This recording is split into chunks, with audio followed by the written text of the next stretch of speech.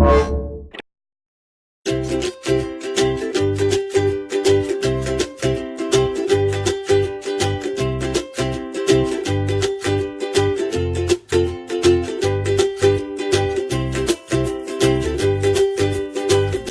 right, welcome back. I'm Michelle O'Neill, and this is our Contempt webinar brought to you by O'Neill Wasaki. And I'm joined by Karri Bertrand. She is my appellate associate. We handle family law appeals, and we specifically handle appeals from contempt cases. So we're going to talk to you in this session about what the remedies for the appellate remedies are for contempt cases, because it's a little bit complicated and has a lot of nuances in it that are not just necessarily obvious. All right, so jumping in here, whenever you have a contempt case and the person is put in jail for contempt, what is the remedy? Writ of habeas corpus. And so, Karri, what does habeas corpus mean? It literally means that you have the body. You have the body. That sounds like a pickup line. Not a very good one. It may not work. I don't know. I think some single guy at a bar, some young lawyer. It would have to be a lawyer. Some young lawyer would think that might be funny, Maybe a lawyer talking to another lawyer. A contempt lawyer to a lawyer at a bar. Yes. I still don't think it would work. No. That's pretty bad. That's pretty bad. All right. So a habeas corpus means you have the body. So there are two types of habeas proceedings in family law, so we want to make sure that we distinguish between them. Sometimes in the trial court, we'll file a writ of habeas corpus, and when do we do that? That's usually a child custody issue where we're wanting a child returned to the custody of another parent. So somebody would illegally possess the body Correct. of a child, and you'd file a habeas proceeding in the trial court to obtain the rightful possession back. Right. That's not what we're talking about No. here. Here we're talking about a habeas proceeding more like in the criminal context, where the government, the sheriff, the jail, whatever, is illegally restraining the liberty of the client, right? Right. So when is habeas review the appropriate method of appellate review? It functions when we have an unlawful custody. Someone is being unlawfully restrained as to their personal liberties. So the obvious time is whenever somebody's in jail. When they're put in jail on contempt. But there are also times where probation can be a restraint of liberty. And so a habeas can be used sometimes when probation restrains their liberty also. Right. So habeas is a maybe on a probation case. What are some other appellate remedies that we need to talk about in the context of contempt litigation? So when a habeas corpus is not appropriate because you don't have the unlawful restraint custody, you can use mandamus, and that also can apply when you have a suspension of a commitment of a sentence, which I guess even in a probated sentence. Right. Possibly. So that's the maybe. Mandamus. You might could do habeas. You probably can do mandamus. Right. And then mandamus review can also address some of the other issues in a contempt order that do not specifically relate to a habeas restraint of liberty. Right. And then sometimes we have a direct appeal, right, in a enforcement proceeding. Right. So it's a little complicated. Yes. It's not just obvious. Like normally in a normal family law, say a divorce trial or whatever, a direct appeal is what you would have. That's your remedy. Mandamus is something that in family law, at least, we more do during the case, right, because there's some error that's happened in the middle of a case. But in a contempt enforcement, you may have one or the other, or there could be a circumstance where you'd have both a habeas review and a direct appeal, possibly, potentially. Right. So it's very confusing. There was a case just recently out of the Dallas Court of Appeals, December of 2017, so a little over a year ago, the Daniels case, and we'll post a link to that in the comments. So in that case, the contemptor filed mandamus in that. And that's a little bit of an interesting case because the trial court held a hearing in absentia of the respondent and entered a default judgment, but in the default judgment ordered probation. So suspended commitment and ordered the guy to comply, or he'd be put in jail. And so the father, the respondent in that, the mother filed a mandamus of it, and the mandamus got granted. So it said that you basically, it held that you can't have a contempt hearing by default. Right. But in that case, the thing that I think is important about that case is that mandamus was found to be the appropriate remedy. So even though it was a default and it was a probated sentence, the mandamus was the appropriate remedy, not a habeas corpus. So I think that's very interesting that case came out of Dallas a little over a year ago in the Daniels matter. And then there's another newer case, November of 2018, so maybe 6 months ago, called In Re ACP out of the Houston 14th District. And that one was a direct appeal. Right. And so I think that's an interesting example of a time when a direct appeal was the appropriate appellate remedy. So Karri, in that ACP case, what made direct appeal the appropriate remedy there? They had pled in the alternative a request for clarification as to the contemptible order language, because he filed the motion asking the trial to hold the mother in contempt based on visitation provisions of the order, and because the contempt portion was dismissed, but because he also filed for clarification as to the specificity of the language and the contemptible enforceability of the language in the order, they were able to direct appeal on the clarification where they weren't able to on the contempt of the visitation provisions. And so what the Court of Appeals held was that the trial court erred by dismissing the clarification request. Right. And by denying a trial. Right. So direct appeal was found to be appropriate remedy in that case. So I think that's very interesting, and that's a good example of a time when you don't have habeas, obviously, and you don't have mandamus, but you have direct appeal as the appellate remedy.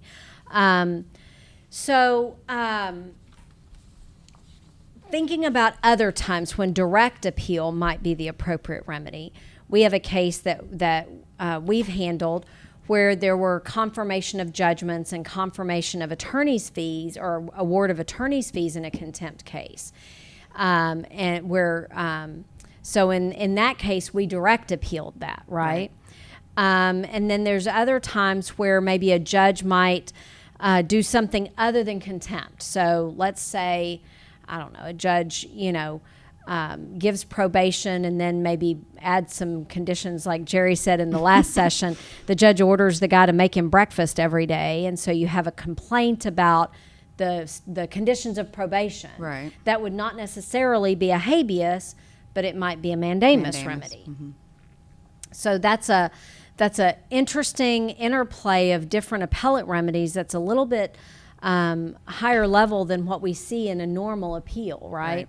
And there's different standards for appeal depending on which your remedy is. So let's talk about habeas. What is the standard for your appeal when the habeas is your remedy? I meant to come talk to you about this when we were. So it's the order's void. The void, yeah, okay. It's a void order. So Right. so in order to prevail in the habeas proceeding and writ of habeas corpus in the Court of Appeals, the standard is the order void? Not voidable, not the trial court shouldn't have done it, not I wouldn't have done it if I was the trial court, but is the contempt order void? Right. And there's basically two broad areas where a contempt order is going to be void. One is that the trial court lacked jurisdiction to enter the order, and the other is that due process wasn't followed. The notice issue. So one or the other of those is going to be, the way to the get out of jail free card in a habeas proceeding. So what are some common reasons why a judgment would be void? Like you said, lack of jurisdiction, notice, impossibility as to performance, the the Fifth Amendment right to counsel. They don't have to, or not Fifth Amendment, but the right to counsel because of the quasi-criminal nature. And the Fifth Amendment, And the Fifth self-incrimination. Right. And then the jury trial issue, and then self-incrimination. So, so what that means is, so first of all, under like a jurisdictional thing, the trial court has to have the jurisdiction or the authority, subject matter, personal jurisdiction to enter the order. So that means that the respondent in the contempt case must be personally served with notice. If he's not personally served with notice, then the court doesn't have jurisdiction, right? Correct. And that also kind of goes into due process as well, because if the respondent hasn't been personally served with notice, then the respondent hasn't been given due process. And then you've got the underlying order. Did the trial court have the jurisdiction enter the underlying order? Because jurisdiction can't be waived. Right. So if the underlying order that they're trying to enforce doesn't comply with jurisdictional mandates, then the underlying order is void, and therefore the contempt of that underlying order can be void. Right. So and Judge Harris talked about some of the issues with the timing of the signing of the order, and especially like with motions for new trial and stuff. So that definitely can get right. I mean, it can be difficult. I think he talks specifically about a situation where a case gets DWOP'd, right, and then an order gets entered after the DWOP, but the DWOP isn't sufficiently set aside. That order is void, and it's not enforceable in the future. So that's something to watch out for whenever you've got DWOPs.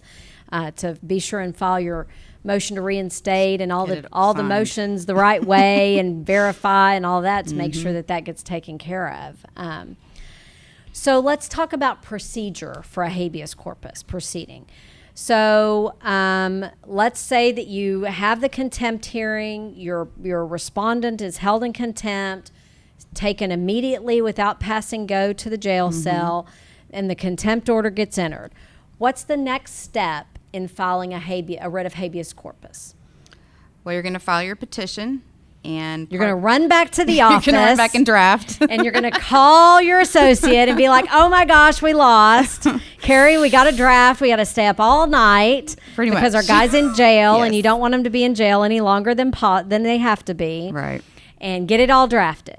Right? Yes, time is of the essence. Obviously, you need to draft that petition and get your appendix, proof of restraint, and your record all together and filed as quickly as possible, because your guy's sitting in jail and they don't want to be there. So you and I have had some cases where we preemptively prepare the writ of habeas corpus, right, or have it almost prepared kind of draft form before the contempt hearing so that we're ready. That's probably smart. Yes. Yeah. So, so you don't want your guy to sit in jail for very long if you can help it. So getting it filed as quickly as possible is super important. Now, you mentioned a couple of other things. So you have your petition for your writ of habeas corpus, and obviously your petition is a brief outlining all the reasons why, your guy ought to be let out. I say guy, it could be a girl too. Very well could be. Why I've represented some girls that have been put in jail. So why your person needs to be let out of jail. Then you also have to file an appendix. Right. So the appendix to the writ of habeas corpus has to have certain things in it, like the contempt order. Right. You can also include in it some case law or statutory authority or whatever. And with all the new e-filing rules, I have just learned. I know that you've been able to do this for a while, but I'm old, and I don't know how. But I've learned that our paralegals know how to hyperlink within the brief. So you can hyperlink to cases in Westlaw in your petition. You can hyperlink to your appendix so that if you cite to Appendix Tab A, then the justice can click on that and go straight to the appendix and see whatever's in that appendix. So you can hyperlink to the appendix. And we can upload the paper on how to do electronic. Oh, that's right. Yeah, we did get that. So we will upload in the comments a link to the paper about electronic briefs that tells how to do that. I was so excited when we learned how to do that. So you have your petition, you have your appendix. then you also have to affirmatively file your record. That's an area where habeas or writ litigation is different than a normal appeal. Right. So in a normal appeal, the court reporter is charged with filing the record with the Court of Appeals. And the clerk of the court is charged with filing the clerk's record with the Court of Appeals. How does that differ in a habeas or a mandamus proceeding? I think time is the problem, and we can't wait for the court reporter and the clerk to gather all those documents. So we need to attach whatever we want them to look at right away with that petition. Right. So you're charged when you're filing the writ with filing the record. And Right. so part of that record is the clerk's record, or the record of the petitions, the documents in the case. So you have to affirmatively prepare the record. So it's very important. One of the distinctions is that you either have to file certified copies, which is expensive and difficult and time consuming. Or you can attest. Or you can file a sworn affidavit that swears to the accuracy of the documents. So don't forget to do that, because that's very important. If you forget to do that, it's a fatal variance in your writ, and they can deny it without ruling on the merits. So you file your pleadings under affidavit as the clerk's record. But I find that one of the most difficult aspects of doing writ litigation, whether it's mandamus or habeas, but in a habeas, obviously, time is of the essence. We want to get this done quickly. Right. One of the things that I find is one of the biggest challenges to filing a habeas is that the court reporter does not necessarily think that it's as important as you or your client sitting in jail think it is. Right. And that court reporter may not get you that transcript very quickly. Right. And so what are some just off-the-cuff tips for how to get a court reporter to get a record done more quickly? Ask nicely. That's a good one. That's a very good one. That's a good one. Let them know that there's some urgency. You want to get them paid quickly. Courier the check to them, whatever you need to do. Money talks. Money talks, talking nicely. I don't know what else. Yeah, I mean, for me, I think having that long-term relationship with those court reporters, if it's a court that I practice in regularly, kind of the care and feeding of a court reporter, when you don't need them, be nice to them. Nice. When you don't need them, take them, sweets or, presents or something. I don't know, whatever. Being nice to them when you don't need them carries a lot of weight when you do. Absolutely. As with anybody. Yes. I mean, that's just a general rule of life, Good, Karri. just life advice, yeah. And then obviously the payment issue. Right. Because payment, I mean, a court reporter isn't going to do it without payment. So if you quickly get an estimate and get them a check and tell them it's important, they'll probably start working on it for you right away, and especially if you have a good relationship. So. Yeah. But I find that is one of the biggest impediments to getting a habeas filed. Your guy may sit in jail several extra days because of that. Right. I think personally, I believe that you can. It's not best practice, but if you've got a court reporter who's kind of dug her heels in and says, I'm not going to get to this for 3 weeks, I would prepare the habeas. Prepare everything you can, file it, and ask the Court of Appeals to compel the court reporter to make a better effort. I mean, that's not the Have you ever had to do ideal. that? I've never had to do that. I've always had court reporters who were respectful if the person was in jail. Right. I mean, if they're not in jail, then it's not as not as crucial to get it done so quickly. But I do think that. But that could be a remedy if you've got a court reporter who's just intentionally dragging her feet while your guy sits in jail, or gal sits in jail. All right, so a habeas petition. There's some things that we have to do with a habeas petition. You have to plead the court's jurisdiction. Speaking of court, what court does a habeas corpus get filed in? The appellate court. So for the jurisdiction of the district court. Right. Obviously, it doesn't get filed. We're not in district court land in Right. this type of habeas, because the district court is who put them in jail. The in a civil contempt case, there is concurrent jurisdiction between the Supreme Court of Texas, the Court of Criminal Appeals of Texas, and the courts of appeals. Right. So when you have a situation like that in appellate land, where all three of those levels have concurrent jurisdiction, everybody presumes that the Court of Appeals is where you're going to file. So the Supreme Court's not going to really hear you. They're not going to hear you talking if you haven't gone to the Court of Appeals first. If you go to the Court of Appeals first and the Court of Appeals denies your relief, then you can file in the Supreme Court. But FYI, it's not an appeal of the Court of Appeals denial. It's actually the merits of your writ in the Supreme Court. But you have to have checked the box on going to the Court of Appeals first. So besides your petition, you mentioned a couple of other things that have to get filed with the Court of Appeals to have your writ perfected. So we talked about an appendix. We've talked about the record, both the reporter's record and the clerk's record. What's the last thing that has to get filed? The proof of restraint. And that can be difficult. Yes. Let me tell you. So a lot of times sheriffs don't know what this is you're asking them to sign because habeases don't happen all that often. And so they're not familiar with the process of proving that they actually have your client. So there's a couple of ways that you can prove that your client is actually being restrained.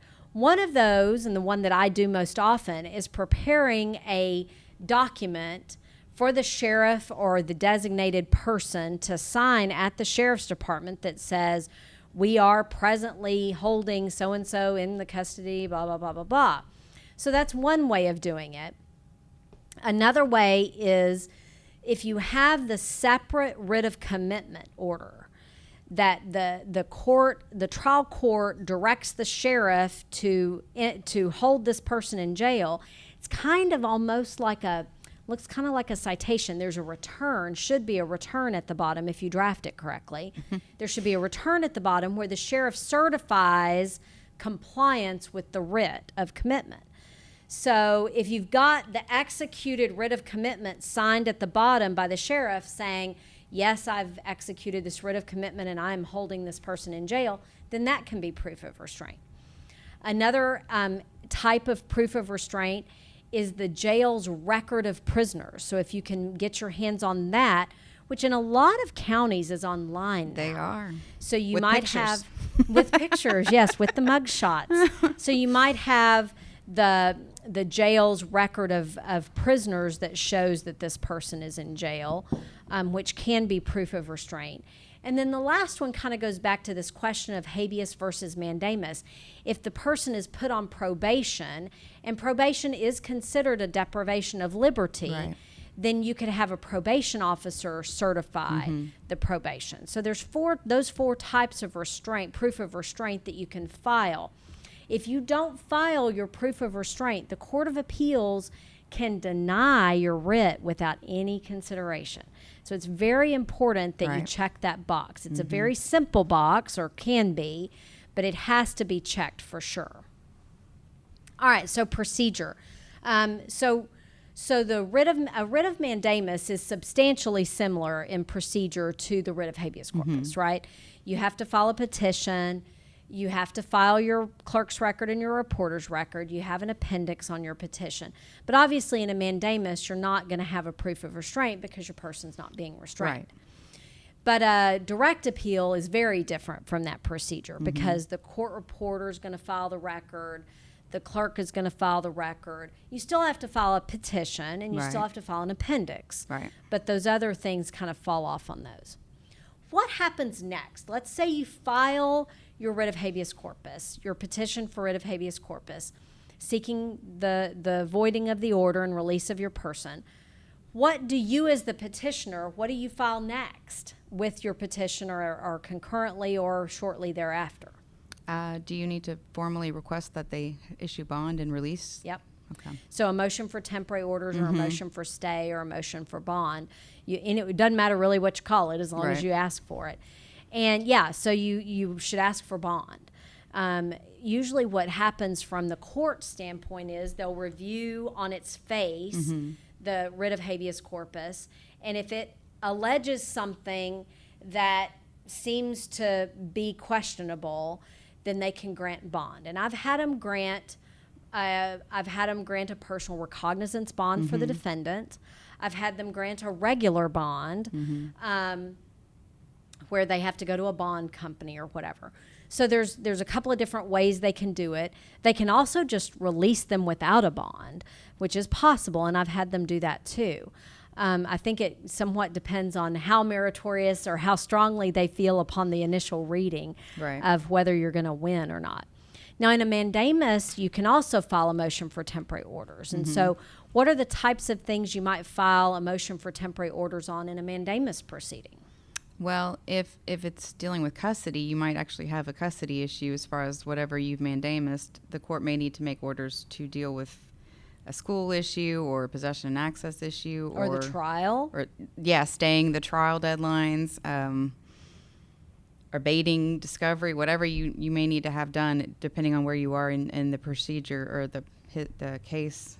You may need to ask them to step in and help you out while you wait. So what if the trial court denies contempt? Is there an appellate remedy from a denial of contempt? Not that I'm aware of. Zero. Zip. Nada.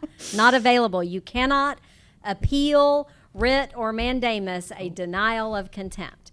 But like in that case, that ACP case, if you have pled both contempt as an enforcement remedy and other enforcement remedies, the denial of those might conceivably be appealable if denied, right? So in that ACP case, the court dismissed the contempt, but then denied a trial on the request for clarification. So that was a direct appeal. So that's possible. All right. So then procedurally, you file your petition, you file your motion to stay the ruling, and then what do they do? What does the Court of Appeals do next? That's a good question. They will either request a response. If they want a response, they may go ahead and issue an order right away. They may make you wait for a very long time. Yeah. So, well, whatever they want, I guess. That's a good point. I mean, there's no requirements on how long the Court of Appeals can take in issuing an order. And by the way, we didn't say this in the beginning, but there's no time limit or deadline to file a writ of habeas corpus. There's no deadline to file a mandamus, but there is a laches argument. In other words, don't wait too long because they might say, you didn't use due diligence. So there's not a deadline. It's not like a direct appeal where you have 30 days to file your notice of appeal. But you do have to kind of get on with it, right? But so the Court of Appeals doesn't have a time frame to rule. They cannot grant the writ without asking for a response, but they can sure deny it without asking for a response. And they can deny it with a full opinion, as we recently saw, without asking for a response. So if they are interested in it, if they think that it alleges error, they're going to ask the other side for a response. And give the other side a deadline to respond. Then can they ask for oral argument? Yes. So I had In re Dupree was one of the first cases on contempt, question of contempt of an alimony, contractual alimony. So in that case, they granted the PR bond, and the sheriff didn't want to acknowledge the granting the order on the PR bond. So I had to get the Court of Appeals Chief Justice to call the sheriff and say, yes, that really is my order, and I really meant for you to let him bond out. So he bonded out, and then the Court of Appeals asked for oral argument. So this is an important point because it doesn't happen very often. But in that writ of habeas corpus proceeding where my client was out on bond, when they asked for oral argument on the writ hearing, the procedure for that is different than in a normal appeal. They require the sheriff of the county where he was restrained and may go back to being restrained to be present at the hearing. And you have your argument in the habeas proceeding, okay, to take them into custody? To the Court of Appeals. They take a break. I mean, this is how it happened in the Dupree case. I don't know that it happens this way in every one of them, but in the Dupree case, we presented our argument. My client was there. The sheriff was in the back, prepared to take him into custody, depending on the ruling. The Court of Appeals, the 3-judge panel says, thank you for your argument. We will recess and return in a few minutes with our decision. And they literally left the courtroom, and we're like sitting there like, is my guy going back to jail or not? And they literally took about 30 minutes and came back into the courtroom and issued their decision in open court. That's wild. It's the only time in appellate land that I've ever seen or heard of that happening is in a writ of habeas corpus proceeding where the guy was out on bond. Wow. So they thankfully came back in and agreed with me and granted the writ and released him on the spot. But talk about stressful. You're sitting there. Yeah. And of course, the sheriff in that case, because he was already annoyed with me for like challenging him on granting the bond, the sheriff brought leg irons to the hearing. Oh, wow. So while we're sitting there waiting on the Court of Appeals to rule, they're back there like clanking leg irons, you know. But thankfully we won that one, and he got to go and sleep in his own bed that night instead of the jail cell. But that is a difference in the procedure of a writ that is a very different procedure than any other appellate remedy that I'm aware of. So so that's something that to be considered. Or you can just call an appellate lawyer who's been there and done that. So, all right. Well, we have gone a smidge over our 30 minutes on this session. So that concludes this session, and it also concludes our contempt webinar that we've presented to you today. I hope you've enjoyed it. I hope you've commented a lot, because we love comments. And if you want CLE credit for it, just make sure you've paid the registration fee at the Eventbrite link in the event on Facebook, and we will make sure that you get that credit. If you have any questions, feel free to email us or call us or give us a shout out in the comments. We'd love to hear from you. Thank you for joining us today. Michelle O'Neill Wasaki. Peace out. Keep in mind that this is a webinar that's aimed at attorneys. This is for continuing legal education. If you're out there watching this webinar and you're not an attorney, we welcome you to watch it. But remember that we are not giving you any specific legal advice. We cannot comment on any specific case or situation without knowing all the facts. So if you need legal advice, this webinar is not a substitute for legal advice. Please, please seek the advice of a lawyer as to your specific situation and get specific advice to that. Because if you rely on just what we're talking about here, we're being general, we're talking about general legal principles that may not actually apply to your situation. This is for continuing legal education only, and we cannot create an attorney-client relationship just through the video camera. Okay? Thanks.